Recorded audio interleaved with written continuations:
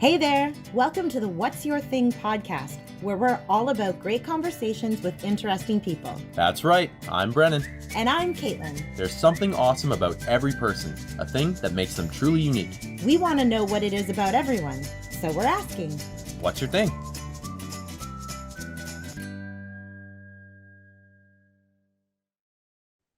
Episode number 6. What's Your Thing podcast. I am one half your host, Brennan. And I'm Caitlin. Welcome. Thank you for tuning in again, episode 6. Yeah, it's pretty sweet. Thank you for everybody who listens and enjoys it. We've gotten pretty successful at getting amazing guests, pretty interesting people, and today spares no expense on that. Very happy to welcome in guest number 6, casting director Ilona Smyth.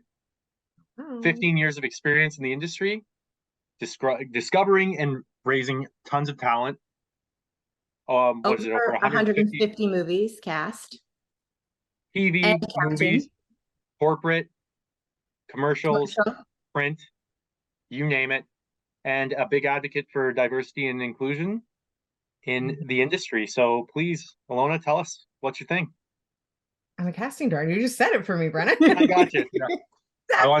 I want to do the formal introduction. I'm still working on that, but no, thanks a lot for being here. Can you tell us a little bit about your thing? So I get hired by producers, Caitlin being one of them, to come in and cast their movies. So I'll do everything from casting lead actors. So those are usually names you would know, like Walton Goggins or, Katie Holmes, large names, Mel Gibson, big names like that. And lots of times when I cast larger names like that, they're for something called independent productions, and they'll need names like that to help attach financing to their movie. Once they have those large names, they'll hire me to cast every other speaking role within the movie. And I do that by reading the script, thinking about what kind of characters in our pool of actors within Canada would work for those characters, talking to the director if there's one already attached and what their vision is, and then running audition sessions. So I'll post breakdowns. Agents, because I'm not an agent, I'm a casting director, agents will submit actors. From there, I will get them to self-tape now. It used to be in person. We do that less and less post-COVID.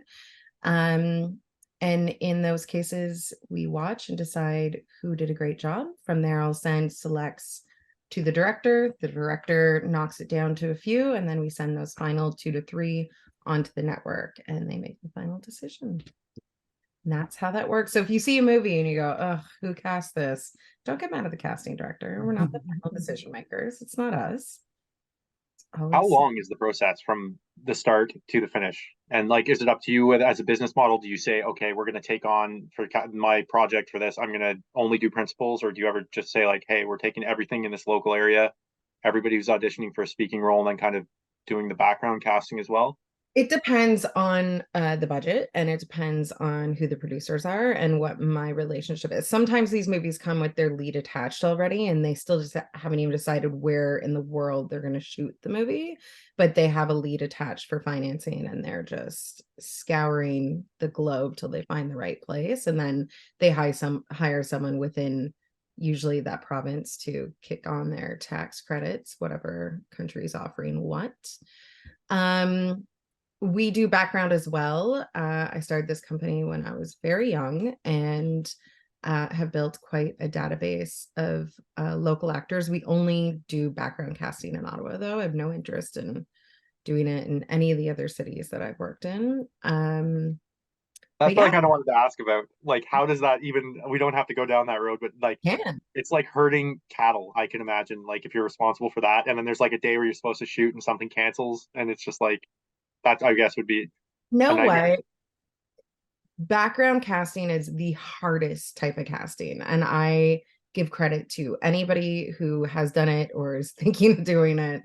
I've done it for a very long time. I have incredible staff, and I never get upset with them really, because I've done it all. I've done every part of this job, and there's no part of it I wouldn't step back into and do if I needed to and it called for it.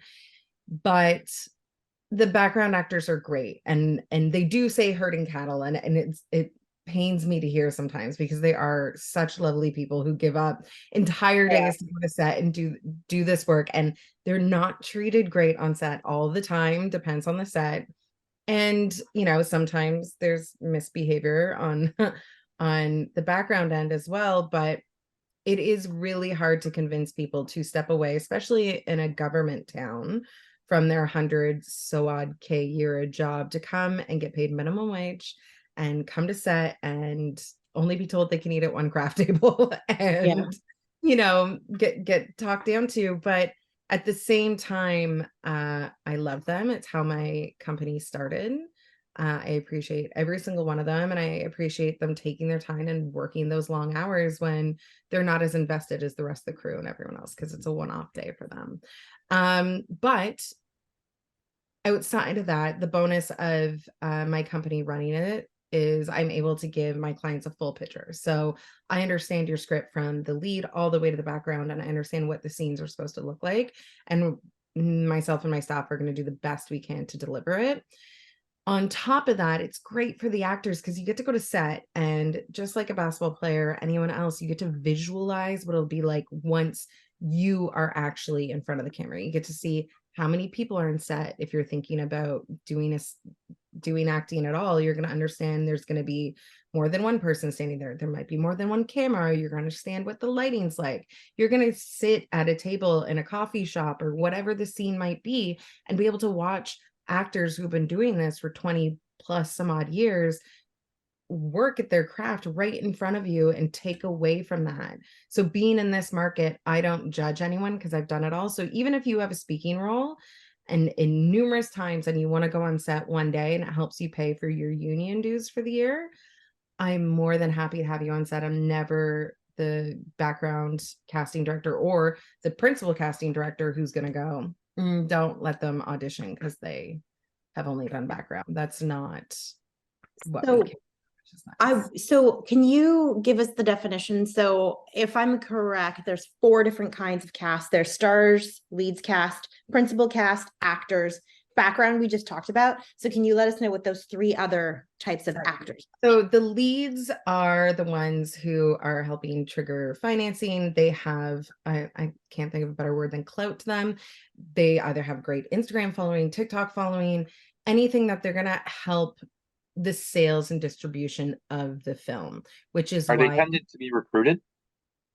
Like with that, like you said, clout, do they tend to audition mostly, or are they kind of like sought after? no. So a lot of times, well, it depends. Sometimes they will audition. It depends on who, again, the director and the network, etc., are. As a casting director, I'll give a leads list. So when I see a script and I read it, I'm going to give you a list of options for your number 1 and your number 2.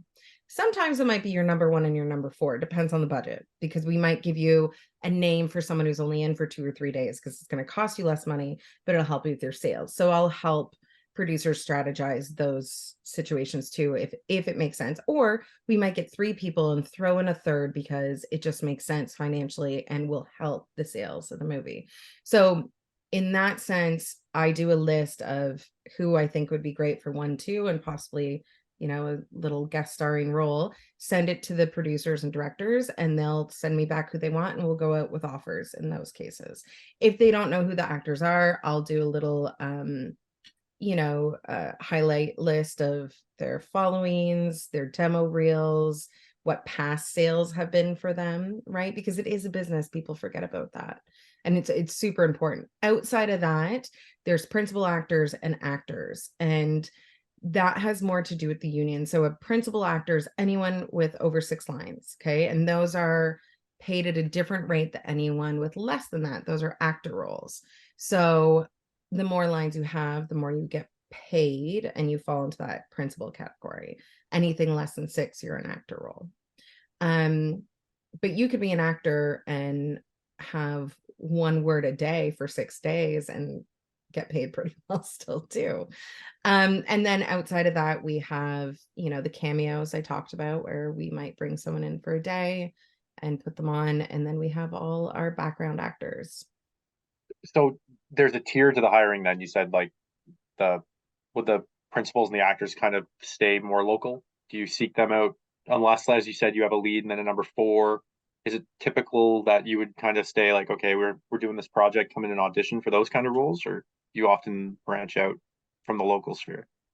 So it depends again on budget. Like locally in Ottawa, a lot of them are actor roles. We might have one or two principal. Depends what we have available, right? We don't have, a lot of men 80 plus who have been acting and have enough experience to carry a large principal role. Right there, I'd know I'd have to look at a different market and bring them in, whether it be Vancouver, Toronto, wherever. My favorite phrase, and I say this to directors and producers and people all the time, is talent isn't geographical. As much as we like to sit on that, it's not. So you can live anywhere in the world and still know how to act very well. And there's a lot of really famous actors who don't necessarily live in LA or New York, but will go back there and work if that's where it's shooting. Most of the time, it's not even shooting there.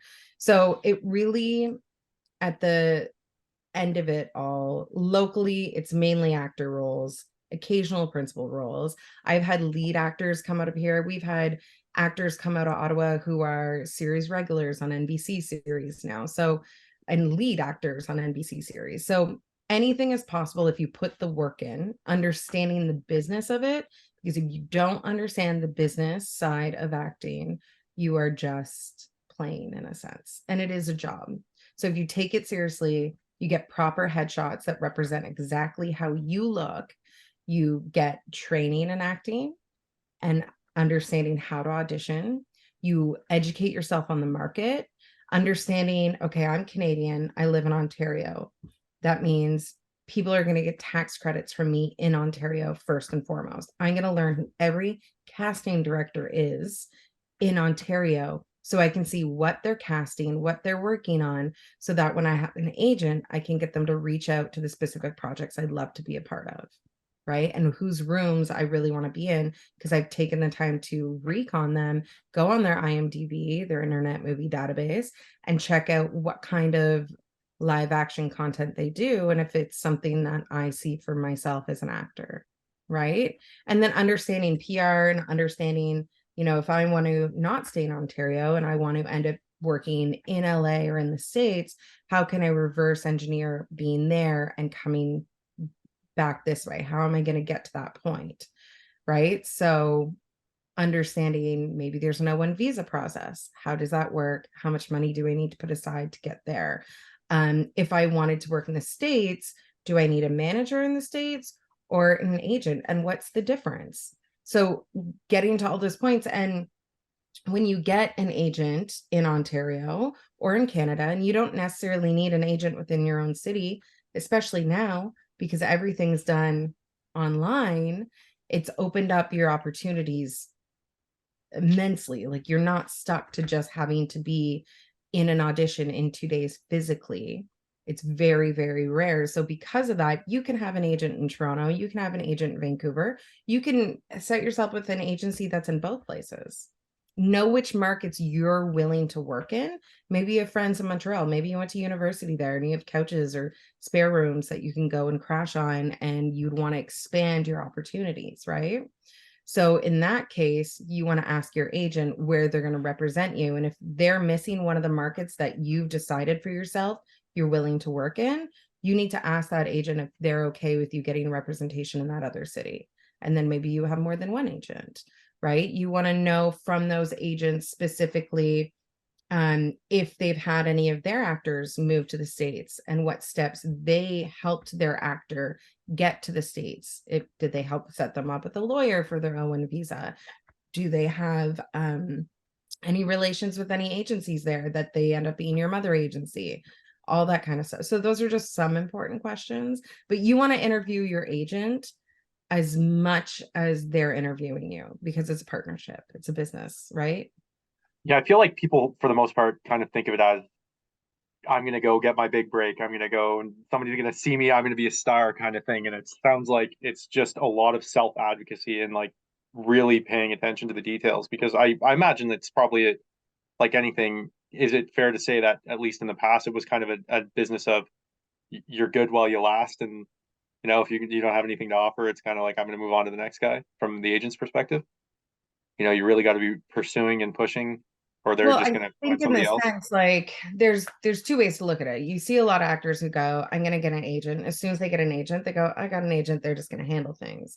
If you don't understand what the agent does for you and what your role is, then yeah, they're gonna eventually, if you're not making the money and you're not booking, why would they want to represent you? So as an actor, if I owned an agency, I'd be such a hard ass.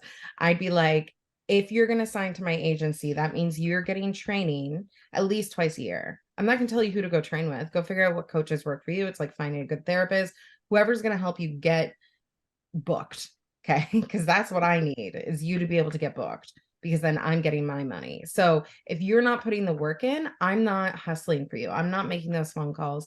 I'm not working with your PR people or your lawyer as hard as I would be for the actor on my roster who is. Right. So you get out of it what you put into it, like anything in life. Right. So So from your perspective, being a casting director, how do you find your way into that? Like, it just seems like you've come a long way in 15 years. Where do you get your start in that kind of business I in general? was thrown to the sharks. Yeah. Well, you were saying about background Uh, casting sounded like a difficult job. Yeah. Like, Yeah. So basically to sum it up, I started in background casting and then decided that I would be able to work in principal casting and that a lot of productions in town were wasting a lot of money bringing people in from Toronto, wasting money on travel and per diems and blah. And I knew there was local talent here and that I'd be able to help them save money, but also be able to get my start in casting that way. And so I sat a few producers down and explained to them how I could help them. I went ahead and did that. And then from there, I emailed about 30 casting directors in LA and I said, this is what I want to do. This is my current company. I'd love to come meet with you. Out of the 30, only 2 answered me, one being Meg Lieberman, who was the head of CBS casting. Went to her office, sat down, spoke with her. I asked her why she was willing to meet with me because I was like a 20-year-old nobody from a regional market. And she explained it was her job to know everybody. And she was right. And I took that to heart. And I really take my time to know everybody to the point that she was listing actors within this city that she knew. really?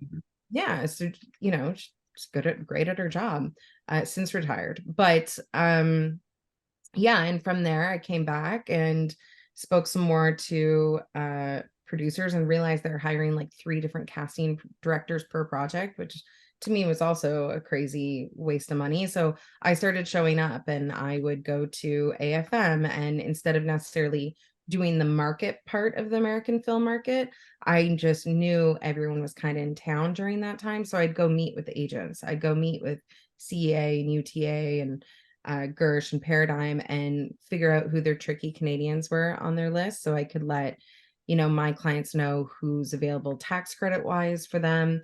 Also figure out who's up and coming, what they know, anyone new signed to them, explain to them what I'm working on, seeing if there's any matches between what we're working on and what some people are looking to do.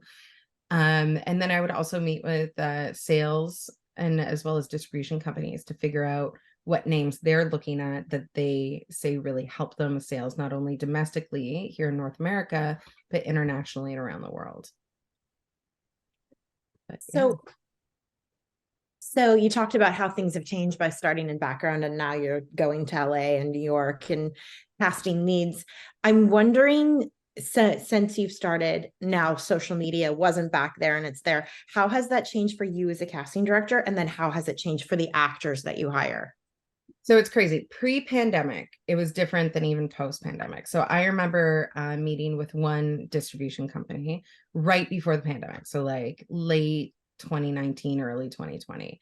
And they had said that they had done like a poll and realized that hiring like YouTube stars, because that was the big thing at the time, and Instagram, whatever influencers were not worth the money, because what they noticed was a lot of the people with like big followings were like makeup YouTubers, and they realized their audiences, the influencers themselves, didn't want to spend $20 to see them in the theater. They'd want to spend $20, line up at Sephora and just meet and greet them there and buy their makeup line. That's where it was. Whereas since the pandemic and everything shut down and people were looking for that connection and TikTok showed up, there's now, which is like the number one driving force of all the social medias. That's where the most investment is going. That's where the most advertising money is. So a lot of even these networks are advertising on those platforms, specifically TikTok. So a lot of these people now 100% are getting cast where they wouldn't before. If I have a movie that involves cooking, they're looking for either a chef or a cooking influencer. If they're looking, we did a fitness one where they wanted a real fitness influencer involved in it. I recently did a movie where we had a very popular TikToker who is known for sleepwalking videos, and she has over 12 million followers. So we put her in the movie. So I'm talking about already. If it is so I'm picking up, she's absolutely fantastic. She's so and fun. what's crazy is, I suggested her because I follow her and I watch her stuff, and in it she'll do little short skits and she openly talks about how she wants to act. So what I now tell a lot of actors that I coach on the business side is, if there's a niche, something you do, present it to the world. What we're always looking for is authenticity. As much as we're looking for authenticity in the character you're going to bring, same with your socials. The last thing you want is to be on social media again being like, another self-tape today. Like that's great, but I'd rather know you, right? Like I was in a situation where we had to cast, and this was forever ago, and this was like when Facebook, Instagram didn't even exist, and I would like low-key stalk Facebook profiles just to get to know the actors and what they're about. And we had one movie come in with Cuba Gooding and Christian Slater, and there's a role that called for a stripper, and she gets like attacked in an alley or something. And we needed someone who knew how to pole dance. And I knew one actor in the city who taught pole dancing classes. Called up her agent. The agent goes, no, she wouldn't want to do that. She wouldn't be comfortable with that. And I go, that's so weird because she 100% teaches pole dancing. Oh, she does? Yep. Auditioned, got booked. So making sure also your agent knows your skills, but publicly putting it out there. So if you're into fitness, if you're into art, if you're into anything, maybe make that your focus, and your secondary is the fact that you act, or posting videos about you acting instead of just clouding and updating us on self-tapes or bookings, right? Because you're also so limited on what you're actually allowed to post once you get those sides in your hands and when you're on set. I tell people, yes, building content for yourself as an actor is 100% important, and you see it a lot on people's IMDb profiles. But what I recommend is, like, if you're taking photos of yourself in your trailer, in your outfit, do not ever post those until after the films come out. And then sure, you can upload it. And, make sure you're taking photos of you at the premiere with people and on red carpets and in situations like that, versus really doing anything that's going to look bad in a light. Because if you're posting what you're wearing, any of the lines in a movie, you don't want to get seen doing that, because you will be considered less and less, unfortunately. But yeah, 100% social media is super important, especially now, because people really honed in on everyone showing up on their phones while we're sitting alone at home, Yeah. So with that, you were talking about pre-COVID social media explosion, and then anyone can be anywhere in the world and have the talent, right? Is that where you see the future of this? Like, we're just a more global market. There's people being discovered from everywhere. Travel's better. It's easier. Get your name out there, and the opportunities are endless. Is that kind of the future where it's going? Whereas I feel people back in the day would be like, oh, I'm not an actor. That's not me. Yeah, no, I literally have an actor that I coach who just went and shot a commercial in like Bulgaria. So like you can really work anywhere. If we want you, if there's nobody else who's going to match what you're offering, it's going to be you at the end of the day. You're showing up to solve a problem. If you come in and you are the perfect match, that means our job is done. Right. So a lot of times too, actors will come and get in their head, it's not like American Idol. No, like old school American Idol. We all want you to succeed. I want you to do good, because if I book you, it means I can go hang out with my kids and do whatever I want, right? I don't necessarily need to start the search over again. And it feels good to solve a problem. I'm bringing you in, or I'm asking you to audition because I think you can do it.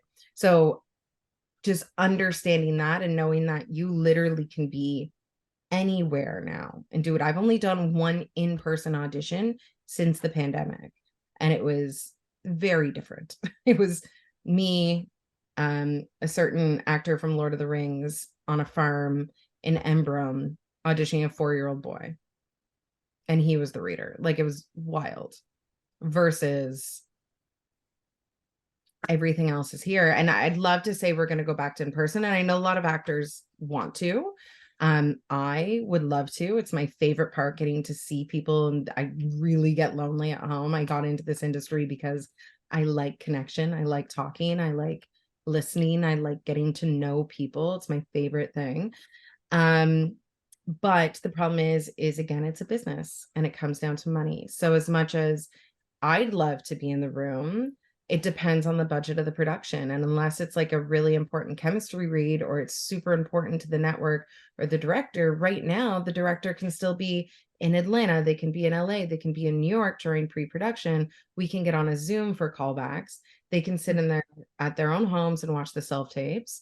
They don't need to come in earlier. And if there are callbacks, they can be out on a location scout 45 minutes from where my office is or where we would be running the sessions. They can pull over on the side of the road or duck into, any office there and get on a Zoom, have the session, and get back on the road within 10 minutes instead of eating up an entire day of pre-production.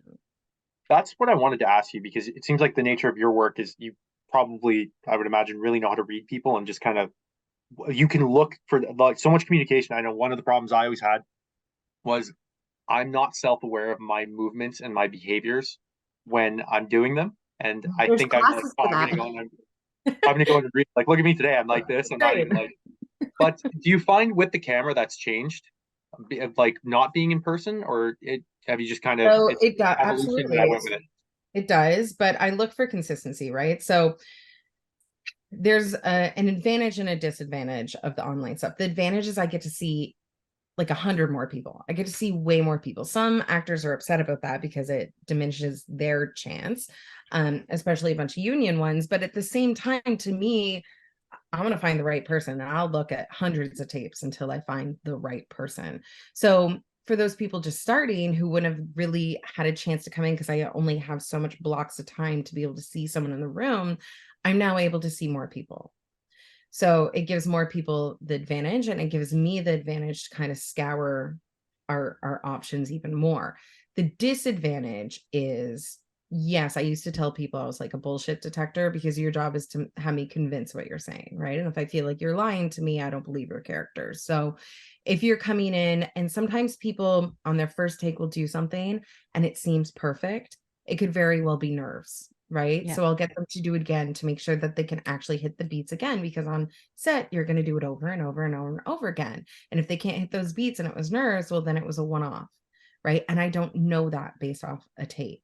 So again, so it's consistency. So there might be people who audition for me and I'm like, that was really good. They might, I might consider them for actor roles. And I'm not bringing in fresh people for leads or really large principal roles, but over time, I'm going to get to know their tapes better, right? Outside of that, the other big disadvantage is when it comes to children, because I'm not just casting the kid, I'm casting the parents. And I get the real idea of what the parents are like when they come to the office and we're getting them their kids ready. And if they're rude to my staff or trying to come in the room or just are a little much or not at all present, letting their kids run around like crazy, it's one or the other. There needs to be like a nice level line here.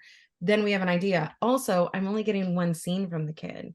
And sometimes kids come in very scripted and very dog, whatever, or I need to then calm them down and teach them how to do it, right? Like a lot of times their parents will drill the same scene into them over and over and over, and it becomes robotic. So I want to know they can take direction, because it's just so the same every single time. Or, I think back to in-persons when I was auditioning kids, and there's one kid who came in and did it once and he did a great job. I asked him to do it again. He burst into tears and said, no, I don't want to do it. My mom's been making me do this for 3-4 days. Oh, So at the same time, that tells me this might not be his dream. 1, 2, that's not going to work on set. Yeah. Right. always ask a kid to do it a second time, even if the first time they nail it, because they will be asked to do it more than once. Absolutely. So yeah, so those are the disadvantages. Plus, I don't get to know people as well. Like I don't know who they are. I stopped by set last week for the first time in forever, and you know, I had to explain who I was to people because I don't see them the Yeah. same way, right? And it was nice. I'd be like, thank you for all the tapes you've been sending me. I really appreciate it. And they're like, oh shoot, thank you. You know, like it's a disconnect. And I like to get to know people too. So for in those situations, like I need a stripper, I know you teach those classes or you know, whatever it is they're into.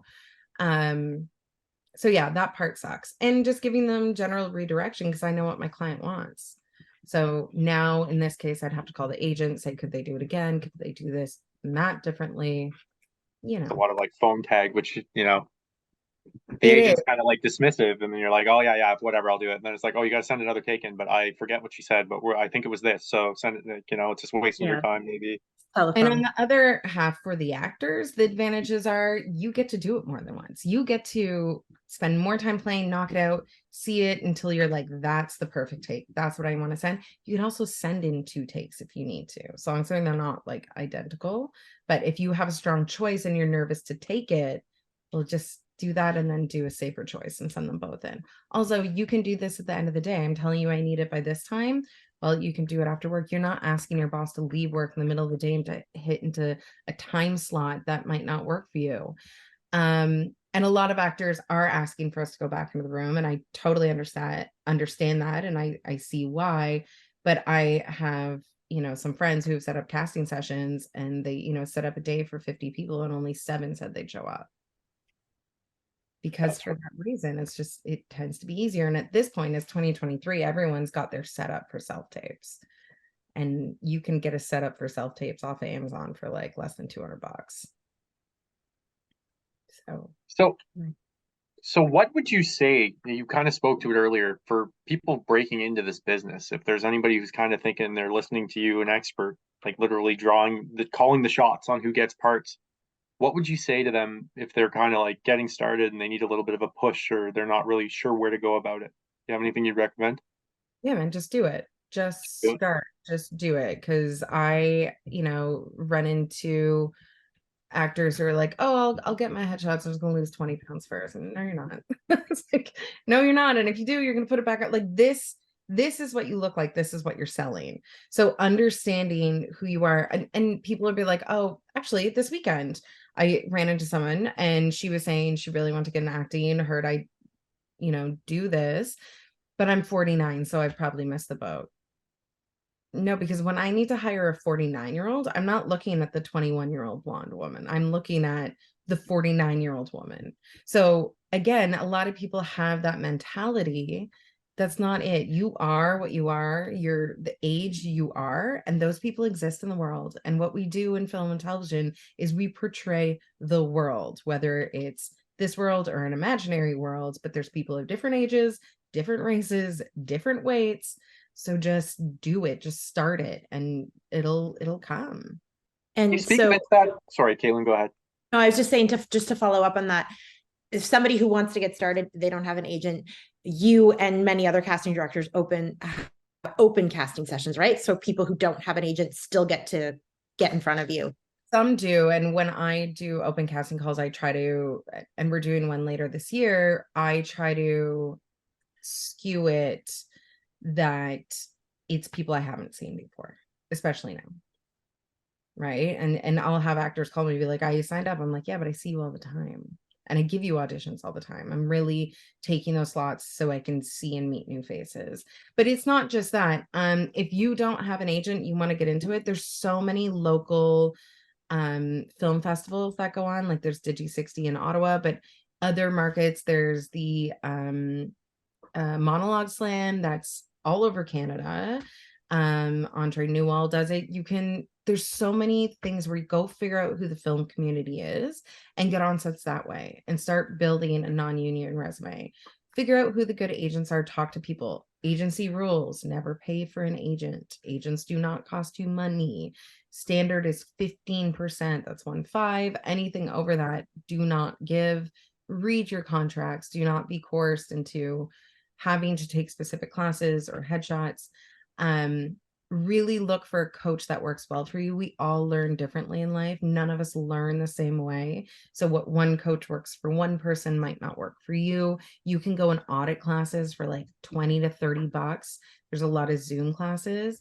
I also recommend coaching within your province. So I have a lot of actors who will be like, yeah, I've been studying with someone in LA for a while. It's very different what we're looking for there and here. And the difference is when you're starting, you want to get to know this community. So if you start taking classes within your province, you're going to learn from actors who are in your province who are actively working. You're going to get to know who are the good headshot photographers, who are the good agents. If you're looking in a country you can't even work yet, making those connections, they're not going to help you until you're legally allowed to work there. So again, master this market and grow out from there, but really rely on your community. And eventually, whoever your first agent is may not end up being your last agent, right? Set down and do a timeline. I'd love to be with WME or UTA or CAA or whatever. Okay, but I'm going to get a starter agency. And yeah, maybe they have a lot of non-union people on their roster, but they believe in me and it's a start. And then once I've kind of maxed out the opportunities I feel that agent can give me, well, then I'm going to look at who would be a medium level agent, et cetera, et cetera, et cetera, right? That's that would be my advice agency wise. Also with that, keeping on the theme of like getting into the industry, I know a point of pride and for you is you're an advocate for like diversity and inclusion in the industry. Can you speak to that a bit? Yeah, absolutely. I mean, everything we do should reflect the world we see, right? So I've been doing this forever in the sense that a lot of times, you know, I'd get something that's even a police officer and I'd start bringing in women without telling my director, and a lot of times they get hired. You know, I'd start introducing mixed families into the auditions that weren't necessarily asked for. And if we're not basing it off of like an actual person, and we've done that where we've done movies, they need to look identical to the person who's still alive. Those are fun to do, but at the same time, it's reflective of what our world looks like today. So I really try to do that. And on December 3rd, I'm doing an open call and it's solely for diverse actors. So Awesome. same thing. Like this is super important. And I think too, being in this city, there's a lack of knowledge that movies even happen in this city. I feel like it's blown up in the last few years and people are just catching up now, realizing that they're like, well, Caitlin, your line of work, you're working all the time. There's stuff going on everywhere. And the difference is a lot of times people ask me what I do and I tell them and they assume I'm like just like casting local theater, which is great, but that's not what I do. And you know, I've encouraged one actor who is steadily working now, who I went to high school with and saw her at a wedding. She had moved back from Australia, and I said, you should start acting if that's what you want to do. And Caitlin, we've had her in so many own movies now. It's crazy. Yeah. So again, if you just start doing it, you can be very successful. Like we did that double quinceanera movie, which I got renamed. What ended up getting named? Never Too Late to Celebrate. Way off from when I was casting. Even close. You know, we needed a Willa in her 80s, and we had to do a massive open casting call. We found the best, like this woman could have been acting for the last 20 years. She was so natural. Like I literally, because I closed my camera off during the audition, so it's less intimidating, I was like in the background as she was doing, I'm like, we found her, she's so perfect. So I love moments like that. Those are my favorite, one of the favorite parts of my job. And again, you know, anytime we have anything like that, we reach out to the community, and that's really what I want people to know. There is a lot of work here and we just need to catch up with it. So that way we'll be bringing less people in from other cities if we can help build the infrastructure here. Yeah. Which is Ottawa proud. Get the local talent going. Absolutely. Now's the fun part of our kind of podcast questionnaire.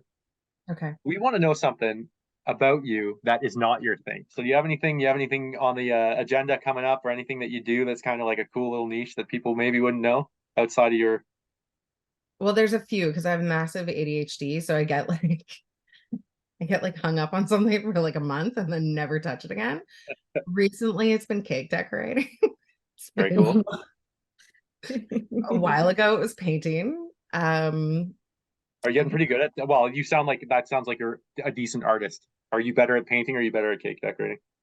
Oh, it depends on my mood, and it depends how much wine I've had. Did you ever watch that show? Is it Cake? Is it? I do. Yeah, my son That loves it. show's wicked. Oh, that's Yeah. pretty cool. So, is that something you could see, or is that just going to be the next? We'll move on. I'm dwindling out of caking and into dumpling making right now. So it's That sounds perfect. Sounds like we can have a wicked party: painting, dumpling making, cake, and wine. I just need It's to like get into something that'll make me money instead. Like Well, you're certainly, gambler, poker player. I think with your pedigree and what you just explained to us, it sounds like you're doing pretty friggin' awesome worldwide talent. And yeah, if I can give you any a compliment to you and your staff, I've had a limited experience in auditioning and especially audition for you. So for anyone who is coming into the industry, if you ever get an opportunity, that's one compliment I can give you is you are somehow managed to be a person and a business person at the same time. I always felt very comfortable auditioning in front of you, and it was and your staff. Like walking in, I hadn't done it since it was post COVID, but always walking into your office was very cool. You always had it well set up with the staff, very kind, and yeah, you took a lot of pressure off. So I'm not surprised why you're successful at what you do. Well, we're actually there for the actors. Yeah. It's pretty cool to hear that. So thank you so much for coming on. Thank you. This is fun. Yeah, it was pretty cool. And yeah, if anyone wants to get into the industry, do you want to plug your website? Yeah, you can go to smythcasting.com or follow us on Instagram at smythcasting. And I coach actors business wise, and we do some workshops. We even have like a event. I mean, this is gonna air before then. We have one this weekend. Anyways, we do lots of stuff. So Guys open. Awesome. Well, thanks so much for being here.